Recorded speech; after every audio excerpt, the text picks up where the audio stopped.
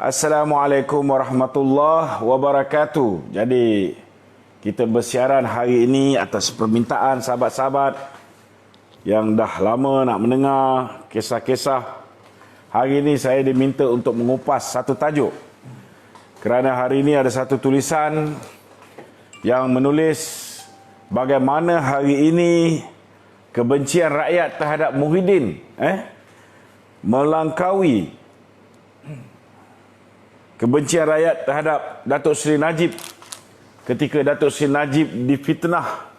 Dalam tempoh 9 tahun beliau menjadi Perdana Menteri, tetapi kebencian rakyat terhadap Muhyiddin jauh lebih hebat berbanding dengan apa yang dilalui oleh Datuk Seri Najib sepanjang tempoh 9 tahun. Tetapi Muhyiddin hanya 8 bulan menjadi Perdana Menteri, beliau sudah pun terlalu dibenci oleh netizen, terutamanya mereka-mereka yang telah meluahkan perasaan mereka di dalam Facebook Tan Sri Muhyiddin sendiri, di kala Tan Sri Muhyiddin bersiaran langsung dan macam-macam lagi tuan-tuan. Jadi ada sahabat-sahabat bersama saya pada malam ni, mereka mahu saya mengupas. Jadi tanpa melengahkan masa, kita persilakan saudara. Assalamualaikum Datuk. Waalaikumsalam warahmatullahi. Berkenaan dengan bajet, apa ni kali ni? Bajet apa pula ni? Bajet 2021 kita cerita pasal Tan Sri Muhyiddin tadi. Sebelum ni pun Kerajaan Barisan Nasional masa memerintah pun masa Datuk Najib membentangkan bajet, ramai orang benci juga. Okey. Ada orang fitnah, lebih-lebih pihak pembangkang lah. Tapi kali ini bila Tan Sri Muhyiddin membentangkan bajet, usahkan orang pembangkang, orang kerajaan sendiri pun tak suka. Okey. Marah, benci, kan? Nampak macam orang kata, nampak macam badut sangatlah. Okey. Jadi Datuk, apa sebabnya yang berlaku tu? Okey, pertama sekali saya rasa apabila Tan Sri Muhyiddin mengambil alih pucuk pimpinan negara, peringkat awal tu apabila beliau disokong oleh kepimpinan UMNO, MP-MP UMNO, termasuk Presiden UMNO, termasuk mantan Presiden UMNO Datuk Seri Najib Tun Razak. Nampaknya ketika itu disebabkan buat kali pertamanya kita berjaya menumbangkan DAP, semua menyambut baik penubuhan Kerajaan Perikatan Nasional. Kecuali geng-geng Pakatan Harapan ni mereka bantah. Itu biasalah, itu biasa. Itu biasa. Tetapi rata-rata khususnya orang Melayu, mereka gembira kerana akhirnya segala keperitan yang dilalui sepanjang tempoh pemerintahan Pakatan Harapan 22 bulan, penindasan terhadap agama Islam, penindasan terhadap hak istimewa orang Melayu, penindasan terhadap kedudukan bahasa Malaysia sebagai bahasa kebangsaan, penindasan ke atas ke bawah Duli Yang Maha Mulia Raja-Raja Melayu, akhirnya diharapkan dapat berakhir dengan kejatuhan DAP sebagai sebahagian daripada kerajaan. Itu peringkat awal. Peringkat awal.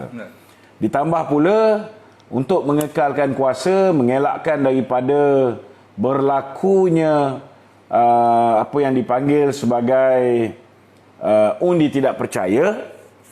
Kerana penubuhan Kerajaan Perikatan Nasional ni hanya 114 orang yang menyokong Tan Sri Muhyiddin, yang lain tidak menyokong. Maka salah satu cara yang digunakan oleh Tan Sri Muhyiddin untuk mengelakkan daripada berlakunya sidang parlimen dan berlakunya undi tidak percaya, maka diwujudkan apa yang dipanggil sebagai PKP, Perintah Kawalan Pergerakan, yang akhirnya menyebabkan parlimen itu hanya bersidang untuk titah baginda tuanku, dan kemudian titah tuanku pun tidak dibahaskan. Tidak dibahaskan, dan parlimen telah pun ditutup.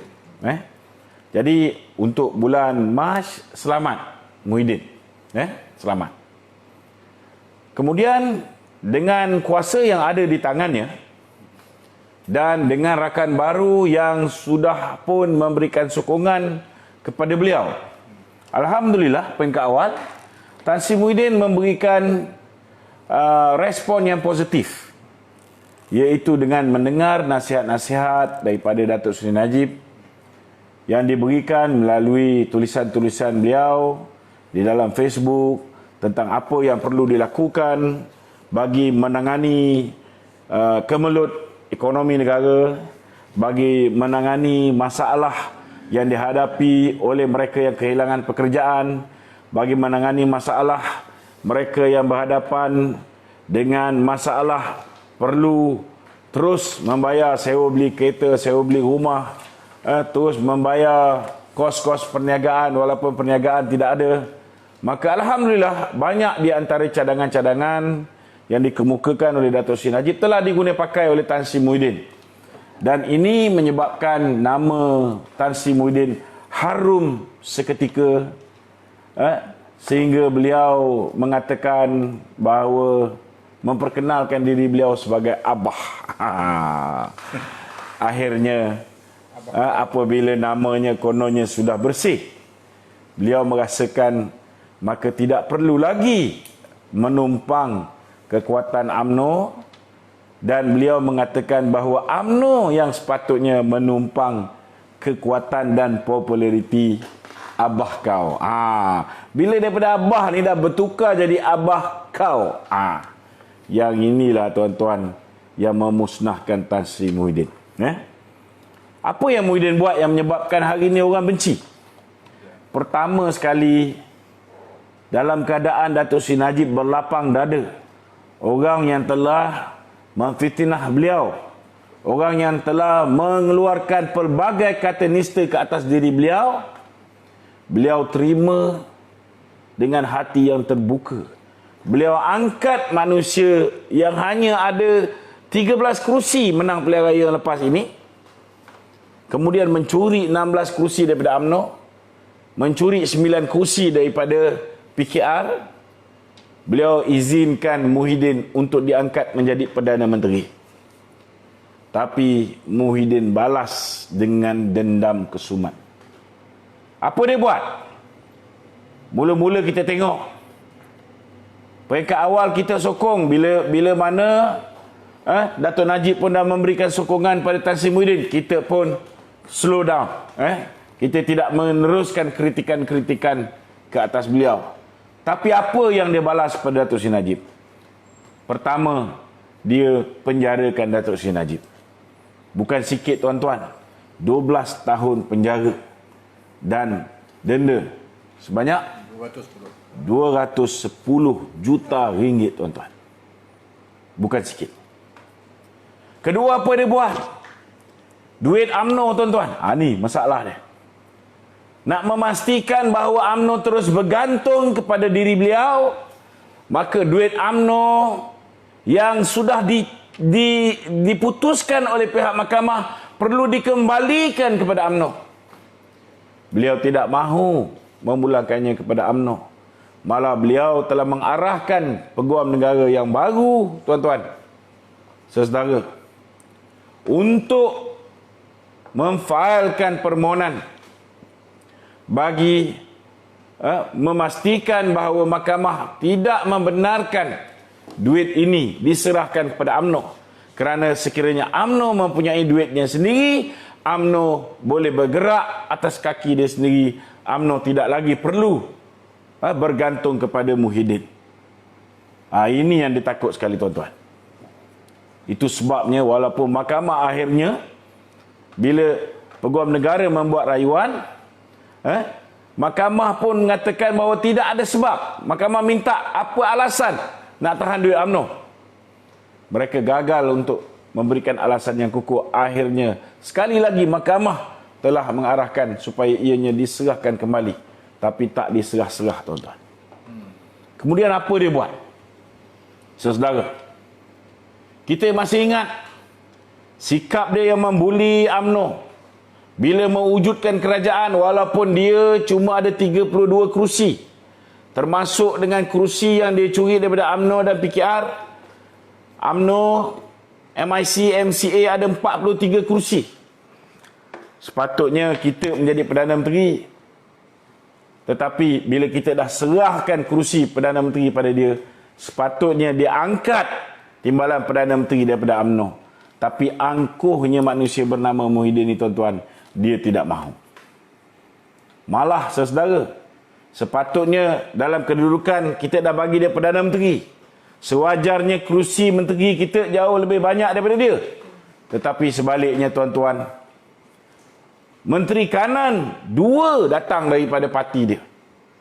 Pertama Azmin Ali, yang peringkat awal itu kononnya bebas, tapi sebenarnya sudah pun mengikat perjanjian dengan Tan Sri Muhyiddin untuk bersama dengan PPBM. Dan yang keduanya Razi Jidin, hanya seorang senator yang menjadi Menteri Pendidikan diangkat menjadi Menteri Kanan. Dari segi pengagihan kerusi, kita tengok tuan-tuan, saudara, kerusi yang diberikan kepada PPBM jauh lebih banyak berbanding dengan kerusi yang diberikan kepada UMNO yang ahli parlimennya lebih banyak. Dari segi kualiti kerusi yang penting di mana menteri berhubung terus dengan rakyat. Contohnya Kementerian Pelajaran, berhubung terus dengan ibu bapa, dengan murid-murid. Kementerian Dalam Negeri, hal ehwal kepolisian, keselamatan negara, diserahkan kepada Bersatu. Hanya satu kerusi yang baik diserahkan pada UMNO, iaitu kerusi Kementerian Pertahanan. Kerusi lain, kita ambil contohlah kerusi yang pernah diberikan kepada Junior Minister Yeo Bee Yin, Kementerian Sains, Teknologi dan Alam Sekitar. Satu kementerian kecil, dia bahagi 3. Satu dia bagi kepada Tuan Ibrahim Tuan Man, Timbalan Presiden PAS, Menteri Alam Sekitar. Satu dibagikan kepada Samsul Anwar Nasarah, Menteri Tenaga. Dan satu diberikan kepada KJ, Menteri Sains dan Teknologi. Inilah level, tuan-tuan, kementerian-kementerian cak ayam yang diberikan kepada rakan-rakan UMNO yang telah memberikan sokongan kepada Tan Sri Muhyiddin. Macam mana orang UMNO tak marah, tuan-tuan? Saudara. Tidak cukup dengan itu. Kita tengok apa yang berlaku, saudara. Mereka tidak pernah menghormati, pernah menghormati kedudukan UMNO itu sendiri. Bila nak melantik menteri, mereka tak gunakan apa yang dicadangkan oleh Presiden UMNO. Sebaliknya, sesuka hati dia berikan kedudukan menteri kepada menteri-menteri yang rapat dengan Tun Dr. Mahathir. Kita tengok orang seperti Hishamuddin yang kita tahu terang-terang kiblat dia, kesetiaan dia kepada Mahathir. Orang ini diangkat menjadi menteri, sedangkan dia bukan daripada kalangan kepimpinan UMNO, tuan-tuan. Jadi macam mana kalau dah kerusi yang diberikan pada UMNO dahlah sikit, dahlah kualiti kementerian cak ayam, yang itu pun kau nak tentukan siapa yang nak duduk di situ. Jadi mana rasa hormat PPBM, hormat Muhyiddin kepada rakan kongsi mereka, iaitu UMNO. Kemudian yang menyebabkan rakyat makin benci dengan Muhyiddin Yassin ni, saudara, ialah apabila beliau mengekalkan semua kepimpinan institusi asas negara yang dilantik oleh Tun Dr. Mahathir. Itu sebab saya berani cakap bahawa kerajaan Muhyiddin ialah kerajaan bukan Perikatan Nasional, tetapi kerajaan Pakatan Harapan 2.0. Kenapa? Pertama, kita tengok IGP, Ketua Polis Negara dikekalkan, sedangkan Ketua Polis Negara ini memang lantikan daripada Perdana Menteri, iaitu Tun Dr. Mahathir dulu. Kenapa kekalkan orang yang telah mempertahankan tokoh semburit negara Azmin Ali? Orang yang dah jelas gagal menjalankan tugas dia, dia berikan peluang terus kekal menjadi Perdana Menteri. Kedua, kita lihat Ketua Hakim Negara yang dilantik oleh Tun Dr. Mahathir. Siapa nama dia? Ainun. Raja Ainun. Masih dikekalkan sebagai Ketua Hakim Negara. Bagaimana kita nak percaya bahawa tidak ada campur tangan politik dalam menentukan keputusan yang melibatkan kepimpinan UMNO.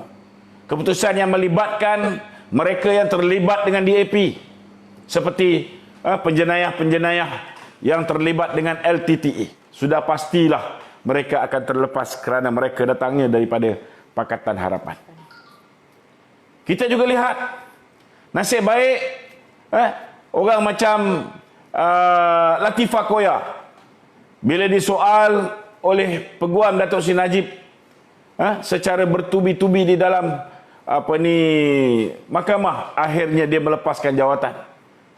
Tetapi kalau dia tidak melepaskan jawatan, maka dia juga terus kekal sebagai ketua pengarah SPRM. Kita tengok orang macam Tommy Thomas, dia letak jawatan. Kalau dia tidak letak jawatan, maka dia juga akan kekal. Bila dia dah letak jawatan pun, tuan-tuan, orang yang menggantikan Tommy Thomas ialah abang kepada Azhar Harun. Azhar Harun ni, saudara, kita pun tahu Tun Dr. Mahathir yang mengangkat dia sebagai ketua Pesuruhjaya Suruhanjaya Pilihan Raya. Harun diangkat oleh Muhyiddin pula, naik pangkat pergi Speaker Parlimen. Saudara, untuk memastikan tidak ada undi tidak percaya yang akan dibentangkan oleh sesiapa juga di Parlimen apabila beliau menjadi Speaker Dewan Rakyat. Abangnya Idrus Harun diangkat menjadi Peguam Negara. Itu sebab kes yang melibatkan Azmin Ali sampai sekarang tidak didakwa. Tetapi kes yang melibatkan kepimpinan UMNO dan Barisan Nasional masih diteruskan, tuan-tuan, oleh manusia bernama Idrus Harun. Arahan pertama Idrus Harun, saudara. Idrus Harun adalah orang yang telah dicadangkan oleh Gopal Sri Ram sebagai Peguam Negara. Sebelum perlantikan Tommy Thomas, Gopal Sri Ram telah mencadangkan Idrus Harun sebagai Peguam Negara. Bila Tommy Thomas hilang, tuan-tuan, arahan pertama yang keluar daripada mulut Idrus Harun ialah supaya Gopal Sri Ram meneruskan pendakwaan ke atas Datuk Seri Najib dan kepimpinan UMNO.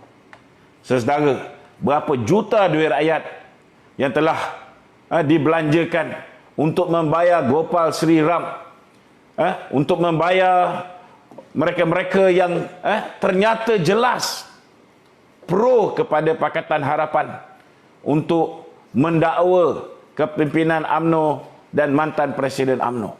Saudara, ini berlaku zaman Idrus dan masih berterusan sehingga ke hari ini. Saudara, selain daripada itu juga, kita lihat ketua-ketua GLC yang selama hari ini dipilih oleh rejim DAP. Mereka masih lagi duduk di GLC tersebut. Mereka yang dilantik oleh Lim Guan Eng selaku Menteri Kewangan masih lagi berada di Lembaga Tabung Haji, tuan-tuan. Mereka masih lagi berada di GLC seperti PUNB. Mereka masih lagi berada di satu persatu GLC yang sehingga kini, tuan-tuan, kita tak tahu berapa bilion yang telah dibelanjakan oleh kerajaan untuk memastikan bahawa kroni-kroni DAP dan kroni-kroni Mahathir terus mendapat bayaran setiap bulan, dikala rakyat sengsara. Semua dipotong, bantuan dipotong, subsidi dipotong, tetapi apa yang diberi kepada kroni-kroni Tun Dr. Mahathir dan Lim Guan Eng tidak pernah dipotong. Saudara, macam mana kita nak percaya bahawa Muhyiddin bukan boneka kepada Tun Dr. Mahathir? Saya juga nak beritahu, tuan-tuan, sikap seterusnya yang menyebabkan orang membenci Tan Sri Muhyiddin ialah kerana tindakan beliau menikam sahabat dalam angkatan. Bagaimana mereka menikam UMNO, memaksa UMNO untuk bertanding hanya beberapa kursi di Dewan Undangan Negeri Sabah. Kan? Dia minta UMNO kosongkan 29 kursi. Tetapi akhirnya tuan-tuan, apa berlaku? Dia memasang calon bebas untuk menentang calon UMNO di Sabah. Bukan setakat itu, PBS yang dulu sebahagian daripada komponen Barisan Nasional, setengah jalan ditarik masuk ke dalam Perikatan Nasional. Akhirnya tuan-tuan, jumlah kursi mereka daripada 29 kursi yang mereka sepatutnya bertanding, mereka akhirnya bertanding 52 kursi. Macam mana tak pecah tuan-tuan, sehingga akhirnya Barisan Nasional hanya memenangi 14 kursi. Tuan-tuan, sikap tikam belakang macam ni yang menyebabkan ahli-ahli UMNO di akar umbi menyirak dan menyebabkan kepimpinan UMNO mula bangkit untuk menentang kepimpinan Tan Sri Muhyiddin Yassin. Tuan-tuan, baru-baru ini kita lihat dengan jelas lagi. Kalau sebelum ini kita melihat polisi-polisi flip-flop Muhyiddin Yassin yang jelas mempertontonkan beliau gagal untuk mentadbir urus negara dengan baik. Tetapi apabila belanjawan dibentangkan, kita lihat bukan setakat beliau gagal mentadbir urus negara dengan baik, malah ekonomi negara juga menuju ke arah kehancuran di bawah kepimpinan Tan Sri Muhyiddin Yassin. Macam mana kita nak biarkan perkara ini berterusan? Bila bimbang, kita tengok bila dia bimbang, belanjawan ini tidak dapat disokong oleh kepimpinan UMNO, maka dia mula merancang menggunakan institusi raja-raja, meletakkan institusi raja-raja dalam keadaan serba salah dengan mencadangkan supaya darurat diisytiharkan hanya semata-mata kerana beliau menyedari sidang parlimen kali ini merupakan sidang parlimen terakhir beliau sebagai Perdana Menteri, dan sekiranya berlakunya sebarang bentuk undian, maka beliau jelas akan dipertontonkan kepada dunia telah kehilangan majoriti, telah kehilangan sokongan ahli parlimen untuk terus kekal menjadi Perdana Menteri.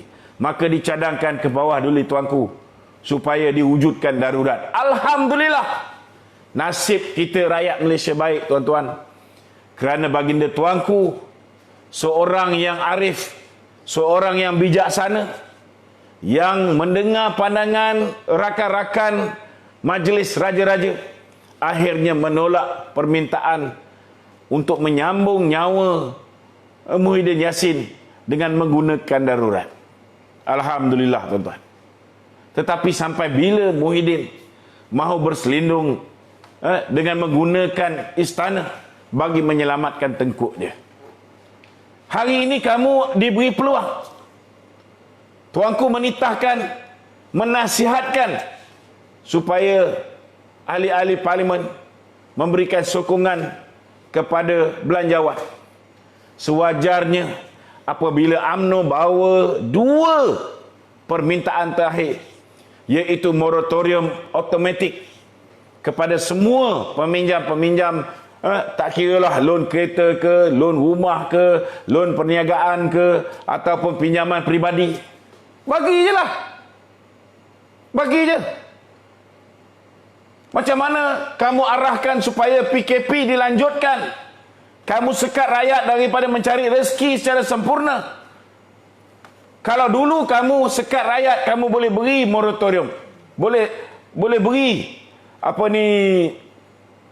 penangguhan pembayaran balik pinjaman. Tetapi kenapa bila PKP dilanjutkan, kamu tidak boleh menyambung ataupun melanjutkan moratorium? Bagilah 3 bulan. Tetapi apa yang berlaku, saudara? Dia hanya nak berikan sambungan moratorium hanya kepada kelompok kecil, terutamanya mereka-mereka yang kehilangan pekerjaan. Saya nak beritahu dengan Muhyiddin, hari ini yang terkesan bukan hanya the B40. Hari ini yang terkesan termasuklah the M40. Dan jangan terkejut, hari ini ramai di kalangan the top 20 Pendapatan mereka lebih kurang sama dengan the B40. Ramai dah gulung tikar, wahai Muhyiddin. UMNO minta bagi pihak rakyat, bukan minta untuk pihak dirinya. Itu pun kamu tak boleh tunaikan. Kedua, kita lihat. UMNO memohon supaya diberikan hak pencarum KWSP untuk mengeluarkan maksimum 10,000. Bukan banyak, 10,000. Makcik tua yang kerja kat kedai saya pun dia punya KWSP ada 100,000, tuan-tuan.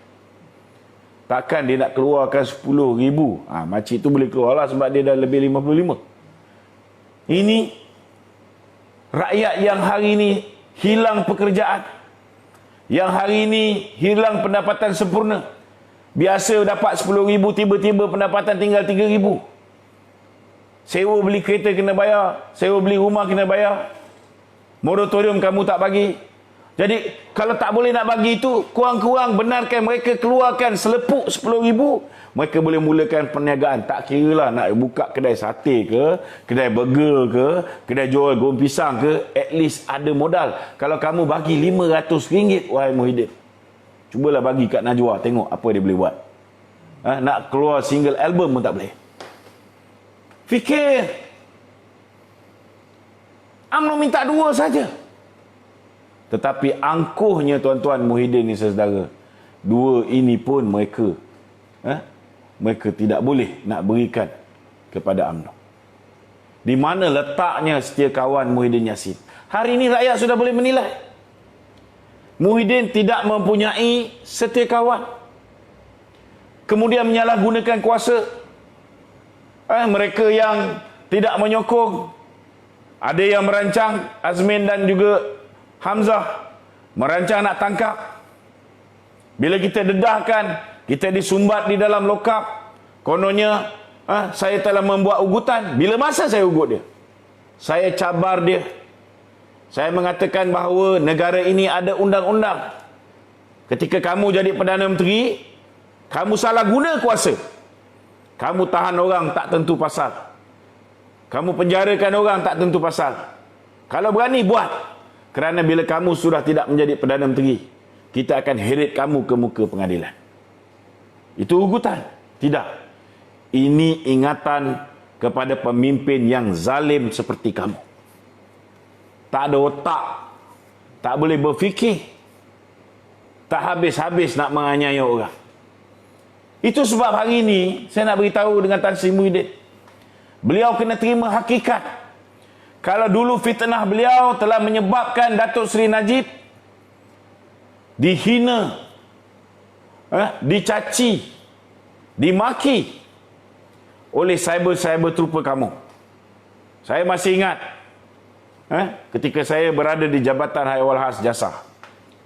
Saya masih ingat daripada komen di Facebook Datuk Seri Najib, 70% adalah barua-barua DAP. Red Bin Army DAP. Begitu juga dengan geng-geng Bersatu ni dan PKR. Saya masih ingat. Tetapi kena ingat satu saja. 70% apa yang dikomen di laman Datuk Seri Najib itu, di Facebook Datuk Seri Najib itu bukan organik.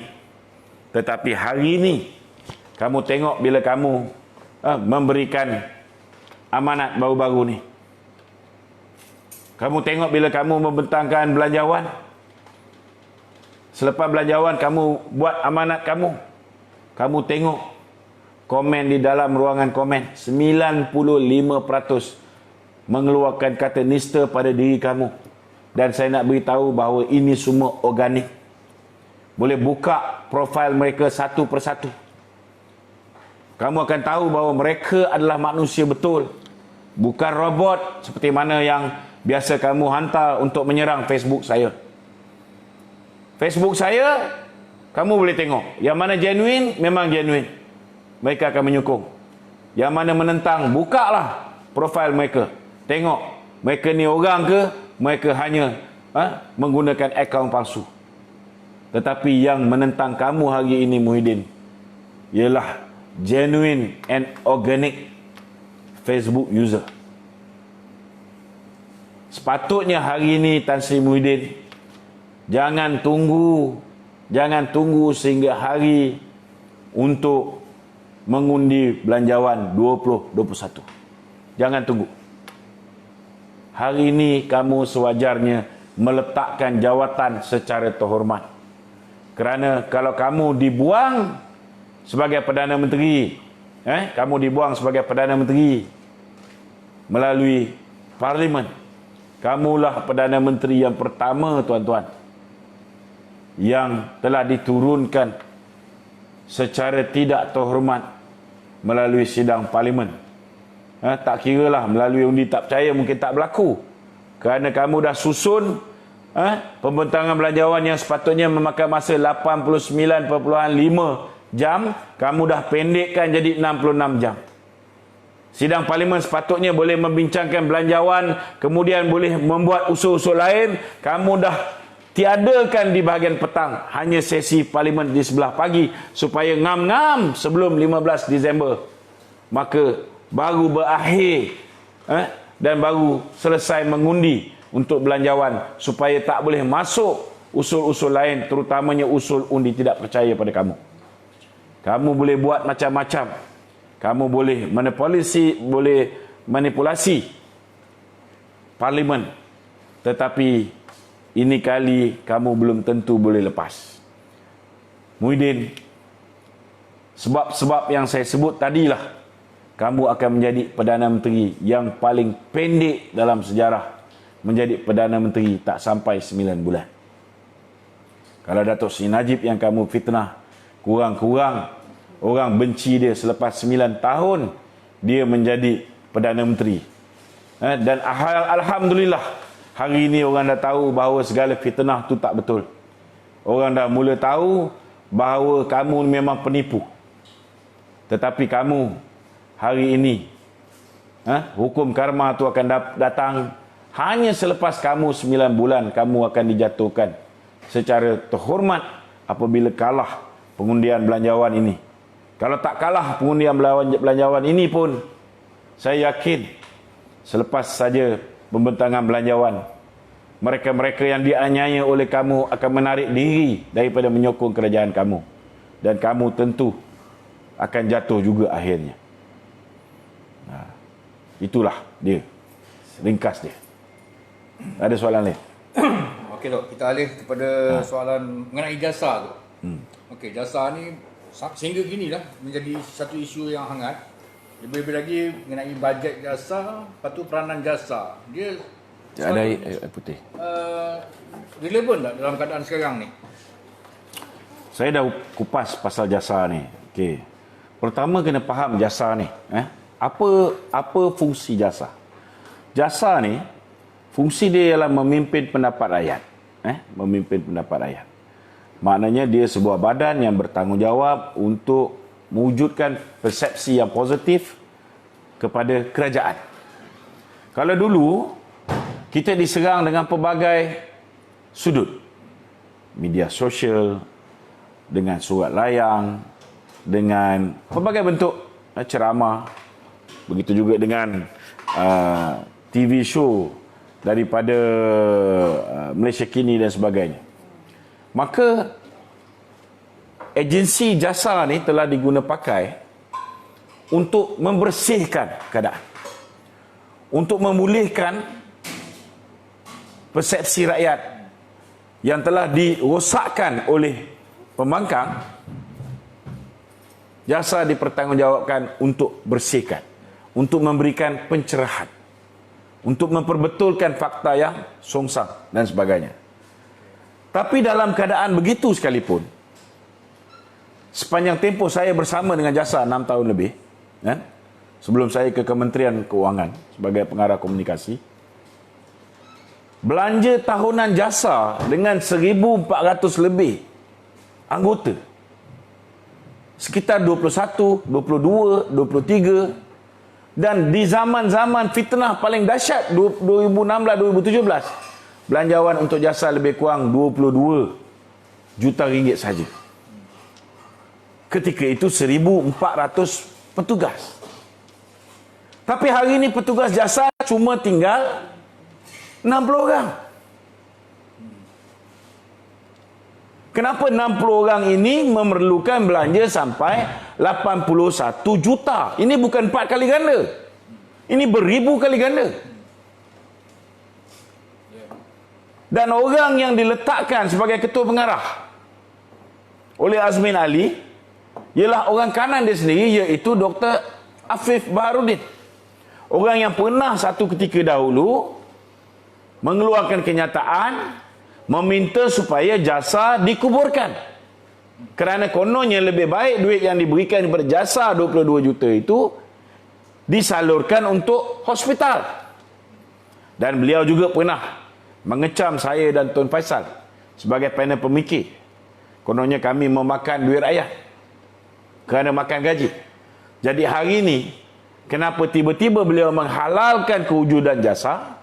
Beliau pula jadi ketua pengarah jasa, dan beliau pula diberikan peruntukan 4 kali ganda lebih tinggi dikala strength jasa yang dulu 1,400 hanya tinggal 60 orang. Jadi ini jelas membuktikan bahawa kerajaan Muhyiddin Yassin dan kerajaan Semburit Ali hari ini meletakkan keutamaan propaganda politik, pengukuhan kedudukan politik dia lebih penting daripada keperluan rakyat. Yang itu yang saya bantah. Saya tak bantah jasa. Tetapi kenapa diutamakan propaganda lebih daripada keperluan rakyat yang hari ini dipotong? Dari segi BRIM, kita tengok Dato' Sri Najib 2016, 4 tahun yang lalu, berapa angka BRIM? Untuk 7.2 juta rakyat diberikan 6.8 bilion. Masa tu tak ada COVID. Rakyat tak sengsara macam hari ini. Hari ini rakyat dah sengsara, ada COVID, ada hilang pekerjaan, ada yang gaji dipotong, ada yang cuti hari ini kerja, bulan depan baru cuti. Bulan lagi satu kerja, bulan lagi satu kena cuti. Gila-gila. Tetapi berapa bantuan rakyat, bantuan prihatin rakyat? Untuk 8.1 juta hanya 6.5 bilion. Jauh lebih kurang untuk jumlah rakyat yang lebih banyak. Jadi macam mana Muhyiddin mengatakan bahawa belanjawan ini untuk semua? Semua kepala otak dia. Apa jadi dengan peniaga-peniaga? Bantuan yang diberikan kepada peniaga-peniaga sangat kecil. Sangat kecil. Peniaga-peniaga contohnya SME. Tak payah cerita top 20. Top 20 ni, kalau mereka ni kroni kepada Muhyiddin, mungkin mereka boleh dapat projek-projek lebuh raya yang diumumkan oleh Tengku Zafrul. Tetapi apa jadi dengan SME? Yang terpaksa menggilirkan kaki tangan mereka, sekejap kerja, sekejap tak kerja, semata-mata untuk mengelakkan daripada membuang pekerja. Mungkin dia dapat bantuan untuk subsidi gaji. Tetapi jumlah gaji yang perlu dibayar dalam keadaan mereka ni tak boleh pergi bekerja jauh lebih tinggi. Sedangkan kilang terpaksa berhenti operasi. Sedangkan kaki tangan dipaksa. Kaki tangan pengurusan tak boleh lebih dari 10% yang bekerja. Macam-macam restriction. Kalau yang berurusan dengan mereka-mereka yang datang dari luar negara. Hari ini pintu masuk negara ditutup.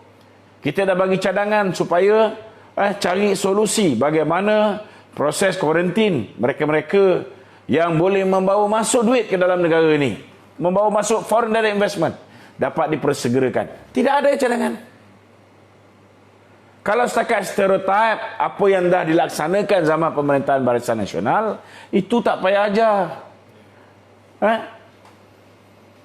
Itu siapa pun boleh tiru. Mahathir pun boleh tiru. Tak payah nak lantik bekas CEO CIMB untuk menjadi Menteri Kewangan. Apa benda baru yang kamu buat yang kita nak tahu? Tak ada. Bagaimana nak mengatasi masalah kemelesetan ekonomi? selepas bulan 3 ni negara kita akan jadi hancur, parah. Apa persiapan? Tak ada. Ini yang kita pertikaikan. Sudahlah untuk ibu-ibu yang berhadapan dengan anak-anak yang bakal sekolah, bantuan awal persekolahan ditiadakan. Bantuan-bantuan lain yang selama hari ini dinikmati oleh, contohnya pesawah padi, ada bantuan sementara menunggu hasil tuaian, sudah tak nampak bayang. Mungkin ada 1-2 benda berkaitan dengan nelayan, berkaitan dengan Felda, mungkin disentuh, tetapi mereka tidak menyentuh secara menyeluruh, kan? Mana pakej rancangan ekonomi yang lebih dinamik, yang boleh membawa kepada pertumbuhan ekonomi? Tak ada.